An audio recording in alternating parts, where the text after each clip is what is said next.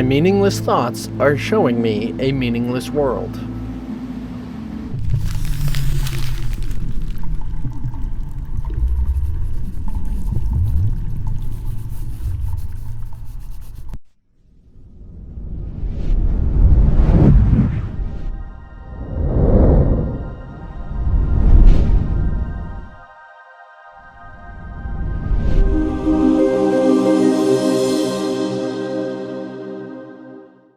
It is definitely a turnaround of the way of thinking that we are prone to in the world. The way we like to assume that the world gives us experiences, and we look about and we are succumbed to the experience of the world, opposed to the world is succumbed to the experience of our minds, right?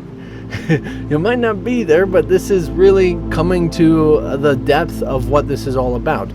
Now, you might have heard a phrase, as above, so below. You might not have, but what this is reference is to this, that the world is considered below, and what you are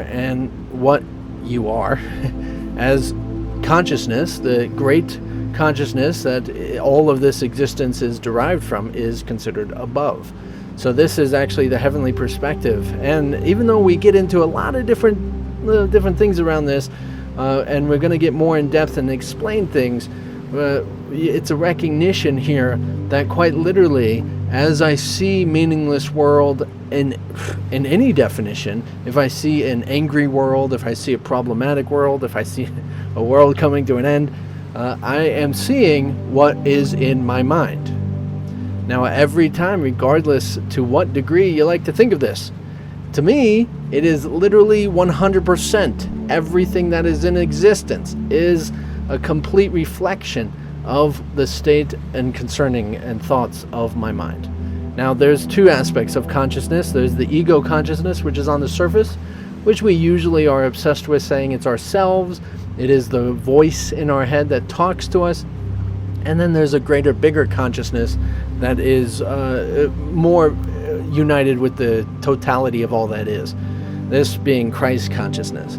So as we use Christian terminology in this whole course, we want to recognize that being one with Christ and Christ being one with God is quite literally saying that all is joined, unified, and connected. And so what is it unified and connected in? Many would tell you it's just strictly energy, but that's the spiritual universe, which is representing the consciousness, which is only strictly one. So this, I use the term consciousness, and you even hear in contradictory terms in A Course in Miracles, but remember that there's a lower consciousness ego perspective, and then there's the, which would be say, I'm conscious, and if someone's unconscious, right, they're like dead, not responding, right? So that's referring to conscious ego personality, okay?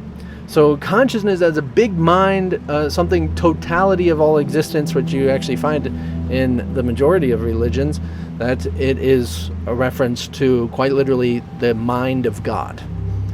Yes, not as a separate entity, not as a separate thing, not in any sort of way, but you can experience it that way if that's what you so choose.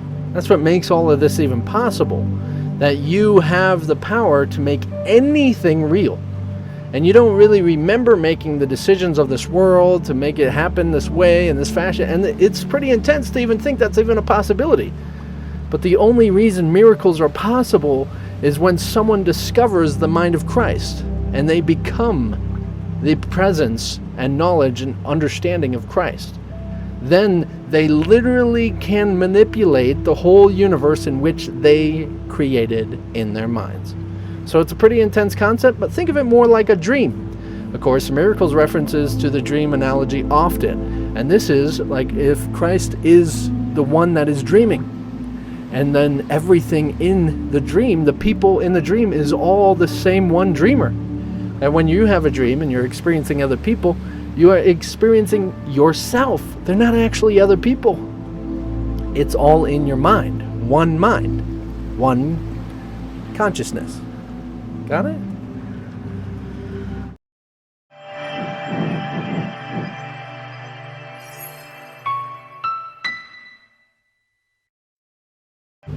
So it can be a little tricky, but yes, the dream analogy is very helpful in understanding this, because you can see how everybody really is in the same one dreamer's mind. So it's very helpful that everything you see in a dream, as chaotic as it might be, and how we make it complicated and trying to use it as a debatable variation, remember the difference of your mind is very little. I mean, your mind's very little, sorry to tell you, compared to the mind of Christ, in which is making this.